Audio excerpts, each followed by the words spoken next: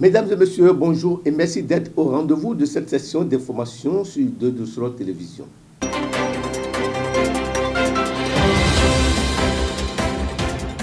À nouveau, bonjour. Décédé le 25 septembre 2024, François Djossou, journaliste présentateur à la télévision de Doucero, a été inhumé ce jeudi 10 octobre 2024. Audience au Palais de la République, plusieurs projets de partenariat pour la promotion du football au cœur des échanges, les détails dans ce journal.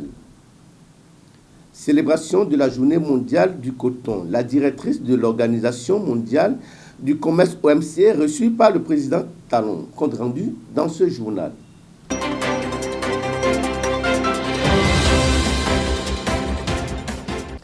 Comme je l'annonçais, à travers une messe corps présent à l'église catholique Monopon dans l'arrondissement de Zungbonu, dans la commune de Huyogwe, les obsèques de François Djossou ont démarré. Parents, amis et autres curieux ont tenu à rendre un dernier hommage à cet illustre disparu.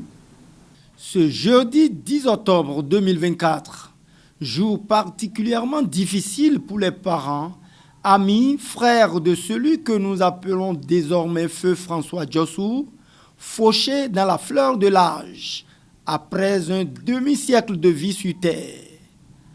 À 10 heures, le cortège funèbre s'ébranla de la maison familiale pour l'église catholique Saint-Louis de Zungbonu. Émotion, consternation, douleur se lisaient sur tous les visages. Après quelques minutes de recueillement sur le parvis de l'église, la dépouille du regretté François Djossou fut exposée devant l'autel pour la messe d'enterrement corps présent. Après la lecture du jour et l'évangile, le père célébrant présenta ses condoléances aux amis, parents et surtout à la famille du défunt, la veuve et 4 enfants désormais orphelins de père. Le père célébrant, dans son homélie, a porté en éloge le défunt avant d'exhorter la communauté à se mettre en tenue de service, car nul ne sait ni l'heure ni le jour. Si on avait offert un sacrifice, il ne serait pas mort. Que les personnes, hélas, se laissent prendre au piège par ces déclarations mensongères. Notre frère François a choisi librement d'être chrétien. Respectons sa mémoire en honorant sa foi. Il mérite d'être inhumé comme un chrétien. J'exhorte donc toute la famille à faire preuve de tolérance et de sympathie pour l'accompagner dans sa dernière demeure comme l'a vécu durant toute sa vie comme chrétien.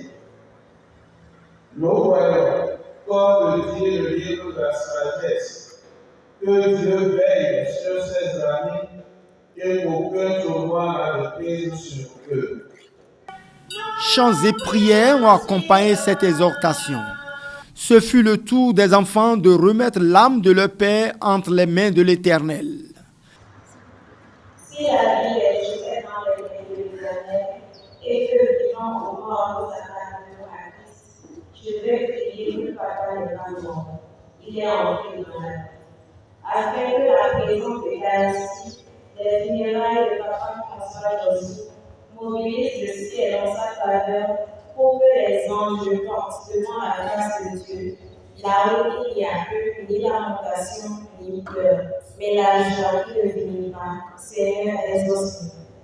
Père de toute grâce, le psaume 146 verset 9 déclare que tu protèges et tu soutiens l'orphelin et la veuve.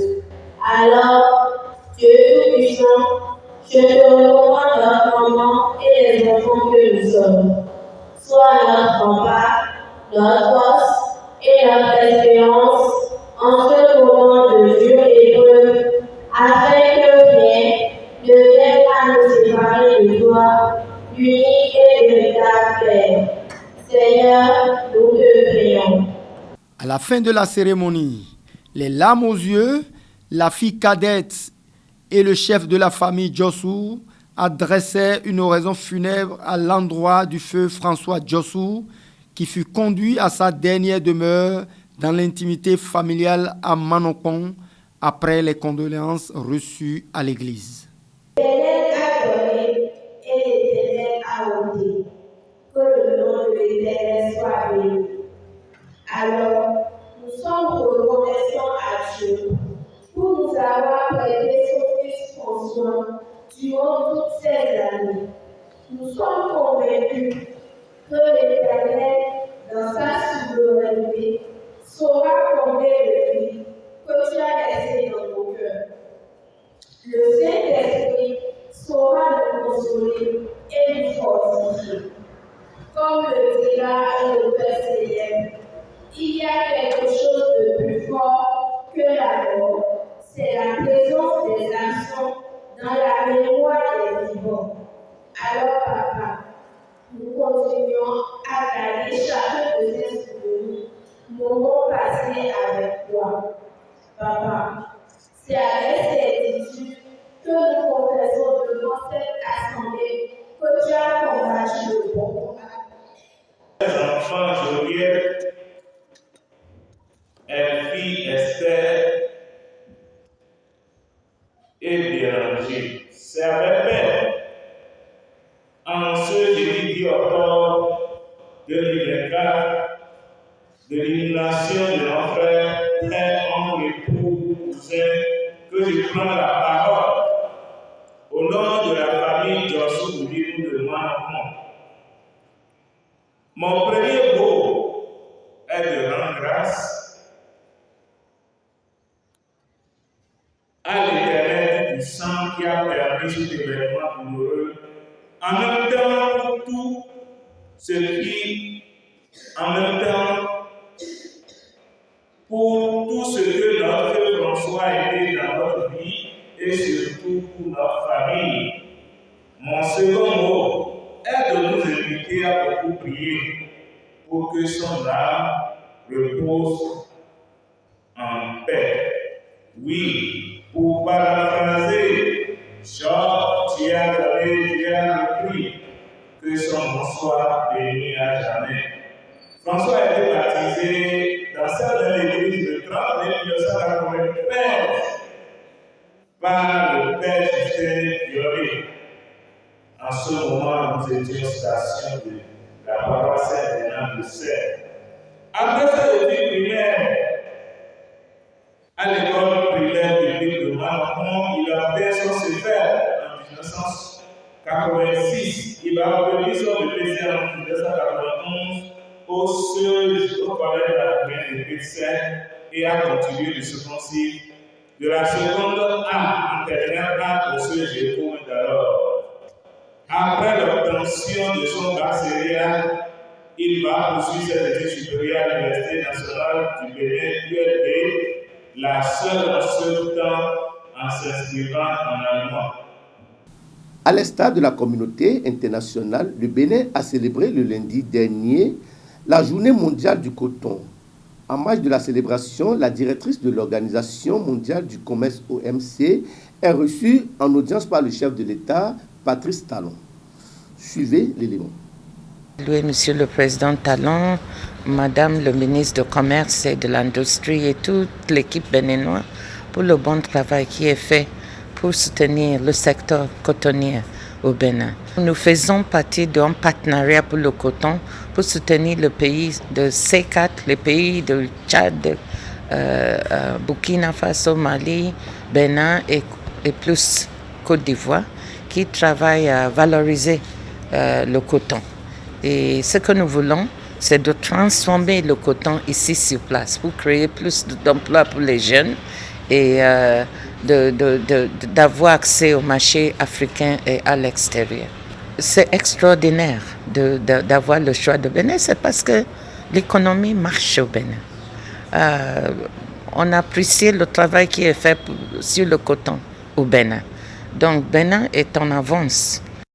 Le président Patrice Talon a reçu en audience le jeudi 10 octobre 2024 le directeur de l'association membre de l'Afrique de la Fédération internationale de football, association FIFA.